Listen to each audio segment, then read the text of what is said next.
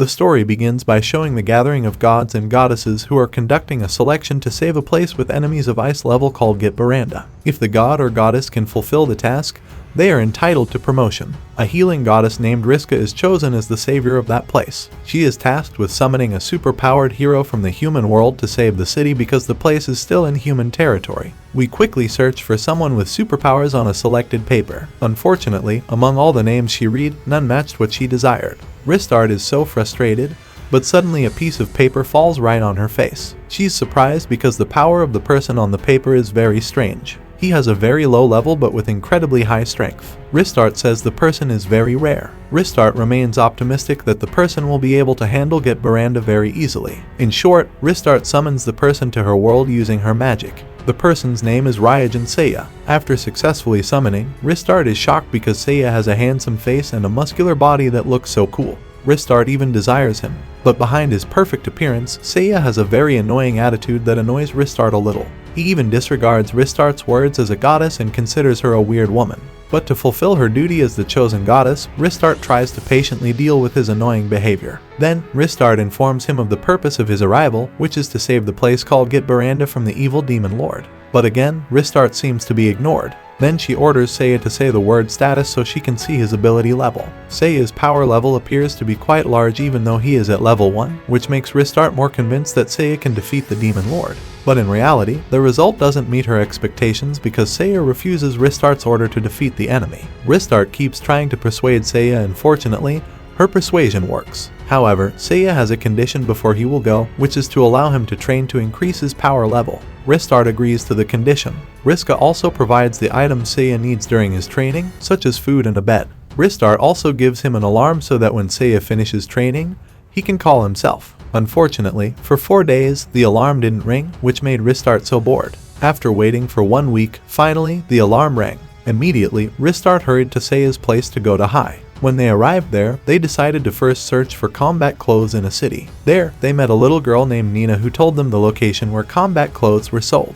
Ristart also gave a bag of money to help Seiya buy all his needs, which were combat clothes and some herbal medicines. After all the needed items were ready, they then went to carry out their task, which was to hunt demons. But before that, they met Nina again, who encouraged Seiya by giving him a paper, which was her lucky charm. In short, they went to an open field and found a slime monster. It could tell that the monster slime was a very weak monster. It advised Seiya not to fight it, but Seiya didn't listen to Ristart's words and immediately attacked the slime monster with full force. He even ambitiously wanted to kill the slime monster until there was nothing left of it. After that, besides being eliminated, they intended to go to the next monster's place. But suddenly, they were surprised by a very strong evil aura. It turned out that the aura belonged to another monster that appeared. The monster was called Chaos Machina. Unlike the previous slime, Machina was a heavenly demon with a high level, even estimated to exceed their level of power around level 66. There was a chase there, but luckily, they both managed to escape and return to their place. After realizing that their enemy was very strong, Seiya immediately told Ristart to leave so that he could continue his training.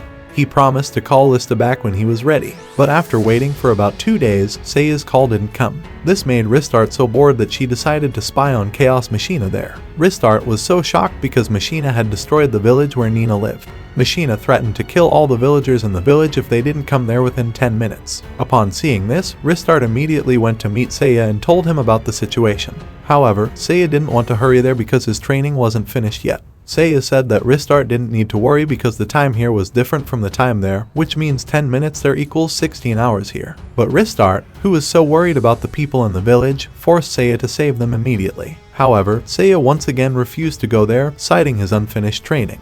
This made Ristart very disappointed in Seiya and considered him a coward. Seiya, who couldn't accept this, then said his reason, flexing his body, and said that if he lost in the fight, the city and the world they lived in might be destroyed by the demon lord. Then Ristart checked how much Seiya's strength had increased. She was surprised because Seiya's strength level had increased so rapidly in just 2 days of training, reaching 21. In short, in the end, they both went to the humble place to save them. Here it means surprised when seeing Seiya's increased strength level, not wanting to lose, also meant increasing his strength, which made his body bigger. Unfortunately, this strength was still not enough to defeat Seiya until finally, Max unleashed his signature move called Demonic Course, where after he stabbed his sword into his body was immediately enveloped in a black shadow that turned him into a giant bull-like monster. The abduction attacked by the net action. But do you know what happened? With just one hand, he could stop the attack. This surprised Ristart so much because she was curious about the lie, then tried to see the level of Seiya's strength since his return and how surprised she was because Seiya's strength level had increased to 37.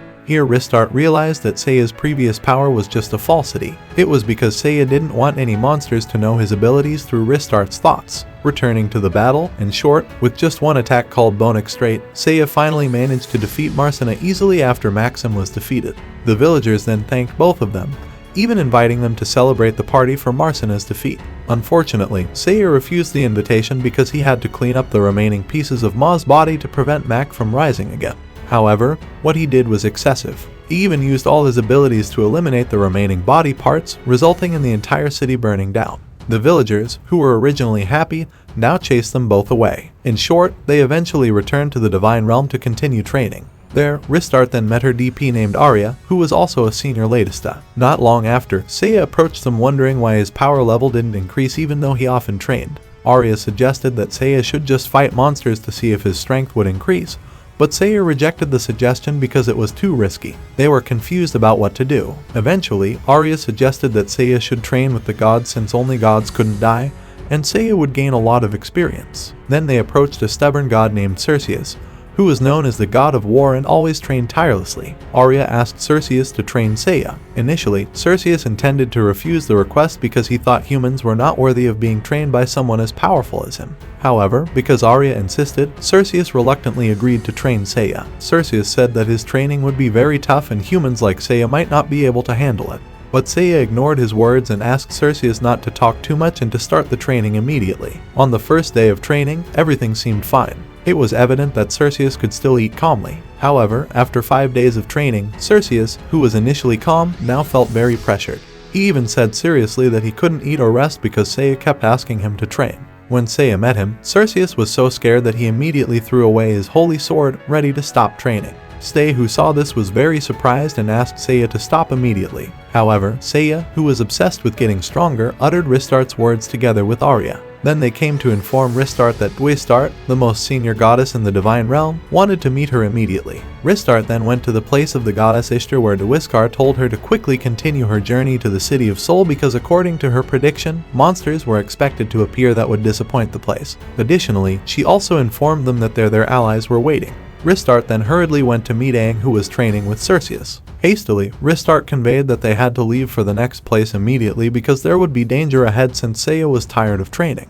He agreed to leave promptly. Upon arriving in Seoul, it turned out that what the goddess Ishtar said was true. The residents were leaving the place in droves as their current information was that they were being attacked by a force called Undeath, a force composed of a group of people who had become zombies. According to the story, one way to control them was with the rapi or using holy water. In short, they went to the holy water store and bought 10 bottles. Then they went to a church to meet their ally who was informed by Dwystart. Upon arrival, their allies turned out to be 2 young children said to have dragon blood named Alo and Mesk. Then suddenly, everyone was shocked when Seiya poured a bottle of holy water onto the body of a pastor in the church. They thought Seiya had lost his mind, but it turned out that the pastor was a disguised zombie. Seiya then swiftly cut the zombie's body without touching it at all.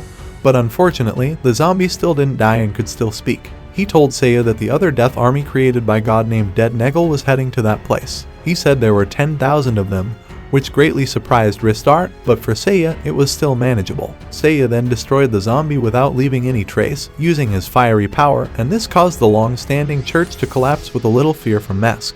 Then Denny tried to introduce himself to Seiya, although knowing that Seiya's power was far below his. He hoped Seiya would accept them as allies, but unexpectedly, Seiya refused to accept them as his partners. This made Mesk very upset and he left them. Shortly after, soldiers sent by the King of Seoul approached them. There, the church sister who had previously fainted told everything, including the 10,000 on-death soldiers who would attack. After knowing that 10,000 audit soldiers were going to attack their city, they asked Seiya to defeat those soldiers. I just want to help them as long as they give me money as a reward for killing those troops after the condition is met. Seiya immediately rushed to the place of the only a troop without being assisted by Ristart because he didn't need it. Feeling annoyed by Seiya's words and didn't follow the sun, using his flying power until he made his body hurt from chasing speed. Seiya, who was so fast, also a week later, when he arrived at the place, entered the on-diet troops who were preparing to go to the symbolic city. He immediately used his move, which he called a small meteor, although the meteor was very large and powerful enough to destroy 10,000 death troops who were gathering.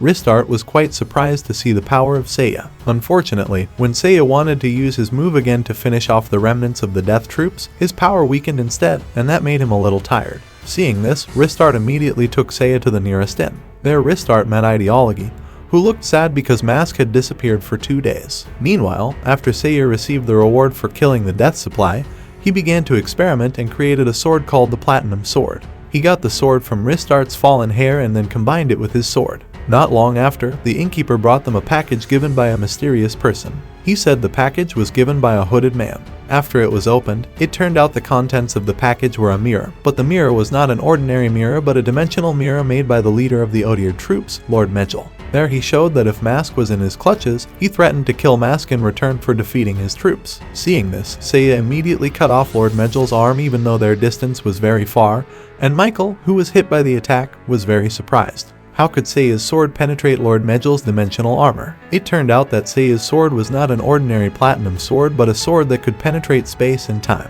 After that, Seiya and Ristart immediately went to meet Star to find out the whereabouts of Lord Medjol. In short, after finding out Lord Medjol's whereabouts, they hurriedly went there and immediately attacked the monster. Meanwhile, Ristart undertook the task of saving Mask. On the other side, Lord Medjol then released a shadow creature he called a creature that had very strong powers and was immune to magic. It is said that the only way to defeat the creature is to change its body molecules with ice power or to freeze it. In short, Seiya, who already knew the weaknesses of the creature, immediately attacked it even though he didn't have ice powers. But in the end, he managed to freeze the creature with his tool. Once again, the tool was created using a combination of Ristart's fallen hair. Besides, he also created other power tools such as electricity, dark light, and so on. He was indeed a very cautious hero. Then, to make sure Dak Faraz was truly defeated, Seiya pulled out his fire sword. After Dak Faraz was defeated, Tuin Medjol, who no longer had any power, was also promptly eliminated by Seiya. The story then shifts to an inn, specifically in the city of Seoul.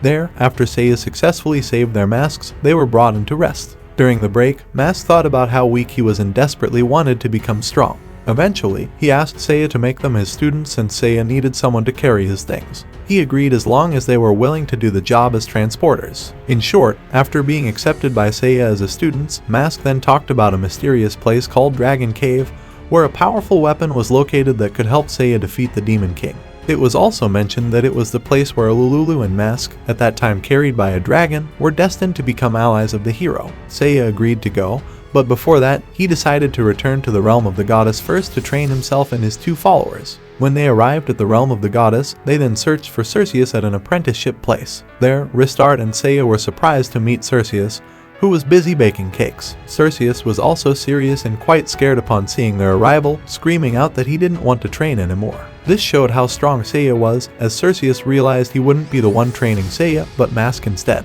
Hearing this, Cerseus was slightly relieved, especially after knowing that Mask's abilities weren't that high. He became enthusiastic about training Mask. Next, they went to the realm of the fire goddess, Hestiaka, to request her help to train Lulu. In short, after the 2 children were given partners to train with, Seiya was the only one left without a training partner. Then, as they walked, Ristart accidentally bumped into a woman. The woman was the goddess of destruction named Valkyrie. Almost a fight broke out there between Seiya and Valkyrie because Seiya was offended by Valkyrie's harassment of Ristart. Fortunately, the argument was resolved after Arya told Valkyrie to leave. Knowing Seiya was looking for training partners in the area, he brought them to a goddess named Adenella. She was a war goddess with a level above Cerseus, but her downside was a somewhat unstable temperament.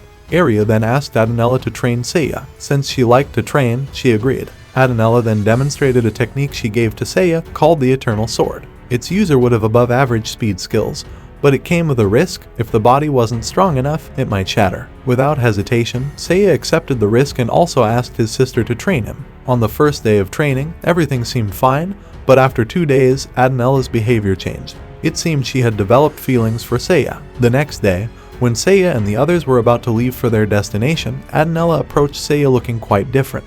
Previously somewhat crazy, she suddenly transformed into a very beautiful girl. She even made a cake for Seiya and asked him to join, but Seiya's response was surprising. He refused all of Adenella's offerings and left. This made Adenella furious, but no matter how angry she was, Seiya paid no attention and left for their next destination. On their way, they encountered some monsters, but Seiya defeated them easily without using any energy, as he had created a phoenix bird that could defeat all monsters below level 30. Ristart was quite surprised and curious about Seiya's increased strength. However, she was attacked by an illusion. It turned out Seiya had prepared a technique to prevent someone from knowing his power level by quickly avoiding detection. Eventually, they reached a dragon cave, but it was closed and could only be opened by Alulu and Mask. However, before they could, Seiya managed to open the door with a new sword technique he had just learned. Once the door was open, they were instructed to step on a specific spot to go to the dragon village. But again, because of his extreme caution, Seiya chose to place a lizard there first. Only when it seemed safe did he dare to go. Upon reaching the dragon village, they were confronted by a dragon human named Lagos, assigned by the dragon leader Levi to escort Seiya and the others to him.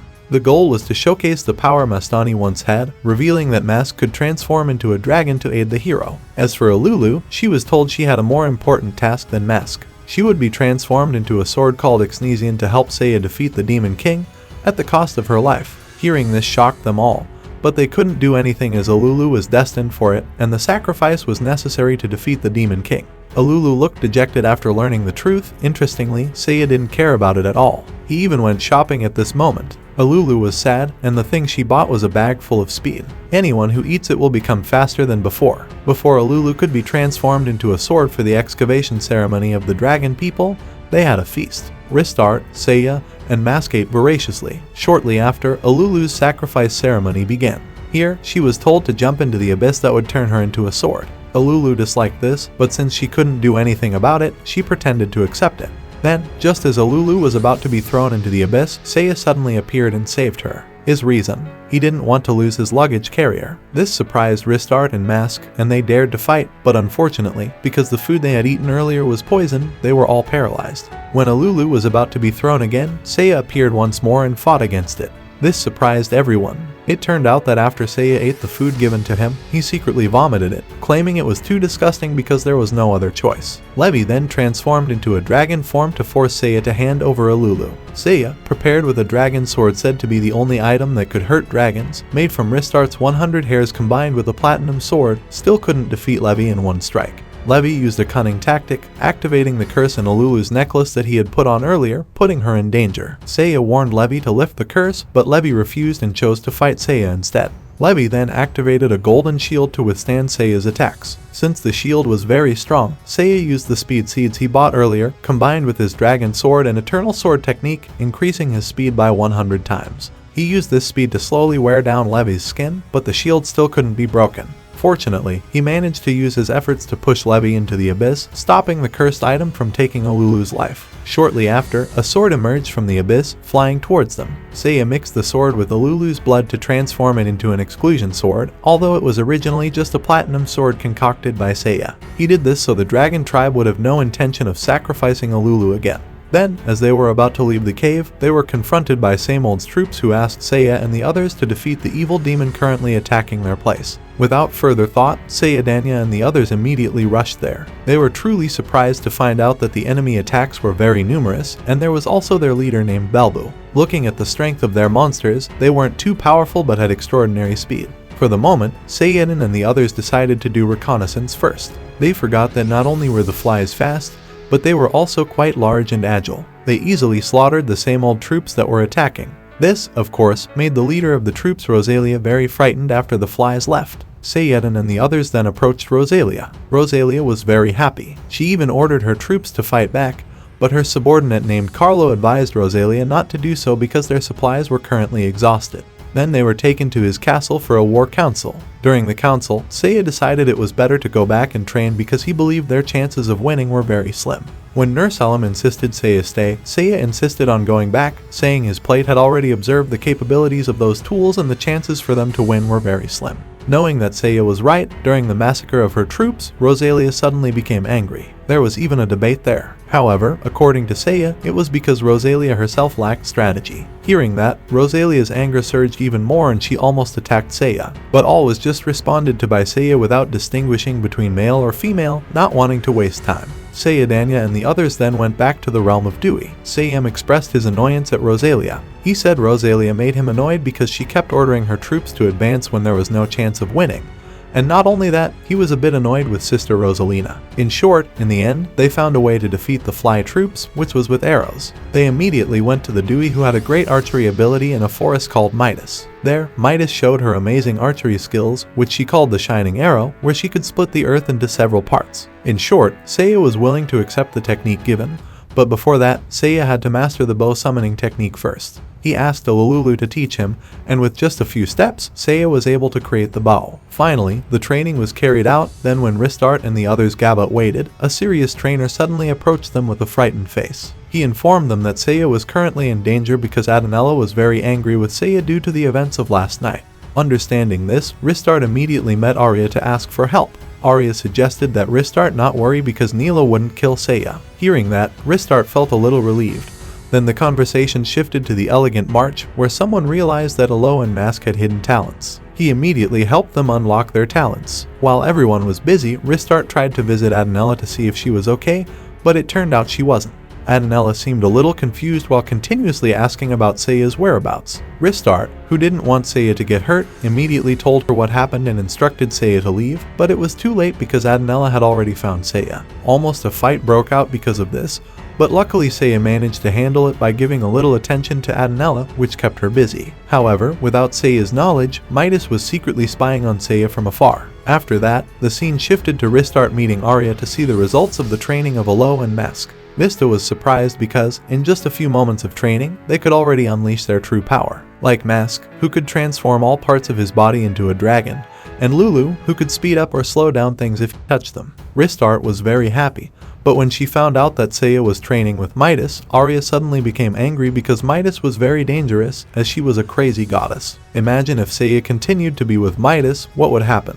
Understanding this, Ristardt hurried to warn Seiya, but it was too late. Midas's lust couldn't be controlled. She tried to capture Seiya, but luckily, Mask managed to stop her by shooting an arrow. Feeling that their training was sufficient, they decided to return to Seoul to defeat the fly demons. In short, they then set off. When they arrived there, they were all surprised because Rosalia had gone ahead to fight. But for Seiya, it wasn't a problem because Rosalia could be used as bait when he was going to launch an attack on the fly leader. Unfortunately, his plan failed because Rosalia foolishly screamed, causing her to be captured. Seeing this, he immediately told Ristardt to follow him while he secretly attacked from a distance. But once again, because of Rosalia's stupidity in saying that Seiya was here, Seiya's plan could be read by the fly leader. The fly leader flew higher so Seiya couldn't launch his attack. "You are surprising," he said suddenly as an arrow flew towards him. The fly leader suspected that Seiya was following him, so he challenged Seiya to fight in a mocking tone. Without hesitation, Seiya prepared to use the opportunity to launch his attack.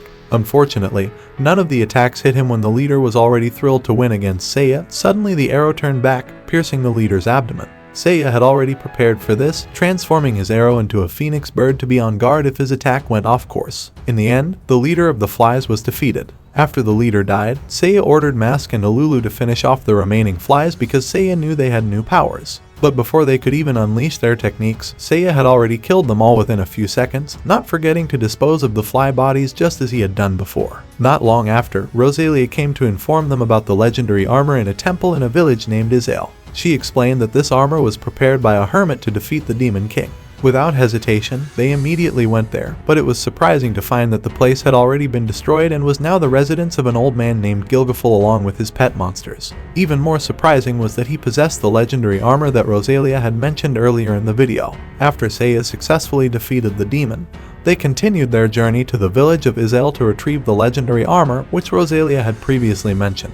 Unfortunately, the village and the armor had been destroyed by an old man named Gilgafel, who turned out to be one of the Demon King's henchmen assigned to kill Seiya. He was even willing to sacrifice his family, the entire village, and his own life as offerings to summon the God of Death to defeat Seiya. They were truly shocked when they saw the power of the God of Death, as the numbers displayed were irregular and the battle was inevitable. Seiya launched attacks, but they only increased the numbers of the God of Death, feeling there was no chance of winning. He then instructed Ristardt to open the gateway to the Holy Realm while he was distracted.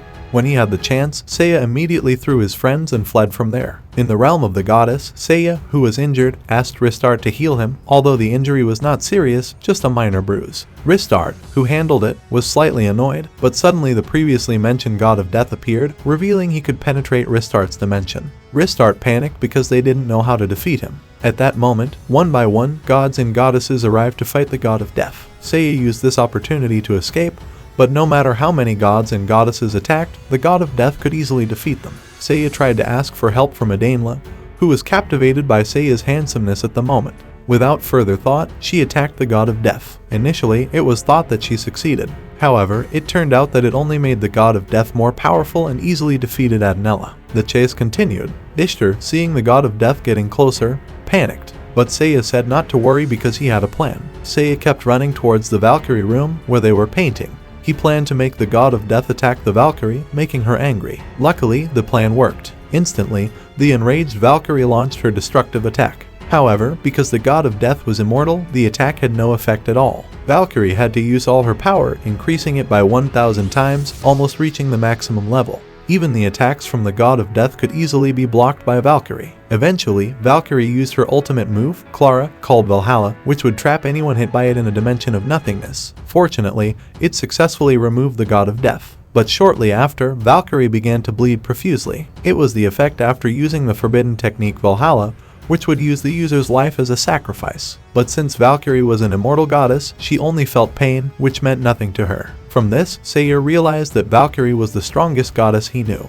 He asked Valkyrie to train him because, in his opinion, only Valkyrie could match his strength. Seiya also asked Valkyrie to teach him the forbidden technique of Valhalla. At first, Valkyrie refused, thinking a human couldn't master that technique. But because Seiya insisted, Valkyrie agreed to teach him. Before that, Seiya informed Ristar about the sword Adamantitter, which he created using a piece of legendary armor that was previously destroyed. Seiya claimed that the sword wouldn't break and was now the strongest sword he had, but he wasn't sure if the sword could defeat the Demon Lord. Later, when Seiya was undergoing his training, Lesta was called by the goddess Ishtar to meet her there. Ada instantly informed them that they had to leave for Diabrand because it was currently besieged by the last forces of the Demon Lord's army. Ristar immediately went to Valkyrie's place to inform Seiya about the situation. Since Seiya had finished his training, they set off immediately. However, unnoticed by Ristar, Seiya didn't mention that he was 100% ready this time. This made Ristar a little worried, and they arrived at the capital, G-Brand. It turns out that all the troops have gathered to engage in a battle where the demonic side is led by one of the last heavenly demons named Eraser Kaiser. It is estimated that his power is strong enough to defeat all the G army troops. Then, when Seiya is about to step forward to face the leader, suddenly an old man with a sword appears. Initially,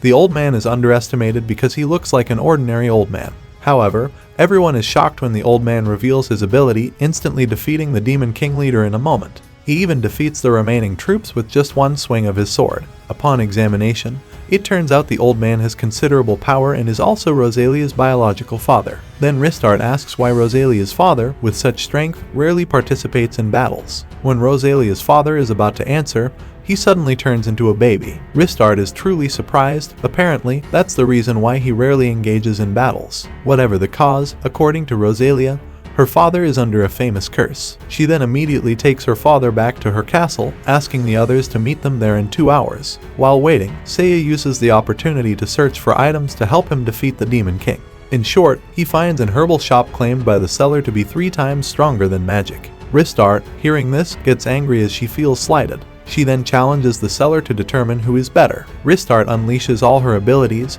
but unfortunately, she loses. This further infuriates Ristar. In short, they then go to meet Rosalia as promised. There, Rosalia talks about her deep affection for her father. She called Seiya here to ask him not to let her father go to introduce the Demon King. Of course, everyone agrees because from the beginning they didn't want Rosalia's father to join. Then the next day, Rosalia's father is called to discuss their journey to the Demon King. Reflexively, Seiya immediately says that Rosalia's father shouldn't come, even though he smiles because he feels he's too old. Shortly after, it is reported that the remaining demon troops are attacking the city. Everyone quickly offers to eliminate these demon troops while Seiya is fighting. Rosalia's father takes Ristar to a room while telling his past as a hero like Seiya. He also explains why the gods and goddesses cannot die. It's because their souls are still sealed in the sacred realm. In other words, if a god or goddess dies in this world, they will only return to the sacred realm, and the same applies to heroes. He tells them that there is an item that can prevent a god or goddess from coming back to life, a sword made by the Demon King named God Edar, where the sword could destroy someone's true soul, be it from the realm of gods or heroes. While holding the sword he regretted and threatened to kill Ristar and Seiya here. The reason was that he had now sided with the Demon King, feeling annoyed with the goddesses who had summoned him to be a hero when he was already old, although being a hero had been his dream since childhood. Then, an attack was launched by his father, Rosalia, and unfortunately, Ristar was caught. Luckily, when Ristar had given up hope that she would die, Seiya arrived just in time to save her. This raised a question from his father, Rosalia: how could Seiya know he would kill Ristar here? Seiya answered that he just used his feelings. Rosalia's father was quite impressed with Seiya's caution, then he opposed Seiya's fight. But because his body was old, suddenly he coughed up blood. However, that wasn't a problem for Rosalia's father because he had been given a soul by the Demon King that could instantly restore him. Rosalia's father's power increased several times over and he could also avoid Seiya's fast attacks, even severely injuring him. This was the first time Seiya faced a truly strong enemy. Realizing this, Seiya immediately released all the weights he was carrying, which were very heavy, which reminded the admin of Rock Lee removing the weights on his legs when fighting Gaara. After that, an epic battle ensued, and they caused tension so quickly. This time Seiya was assisted by Alulu, who had upgraded to maximum speed, but still it could be countered by Rosalia's father who had now become half-demon. The battle continued until both lost one of their hands. Seiya then took the opportunity to attack Rosalia's father. Luckily the attack couldn't be countered, making him lose the fight. After that, Seiya immediately asked Ristar to heal them both. In the moments before Rosalia's father died, Seiya asked Rosalia to speak with him, but Rosalia, who was already angry with her father's attitude, refused to speak. Seiya then slapped Rosalia and said a sentence that made Rosalia realize.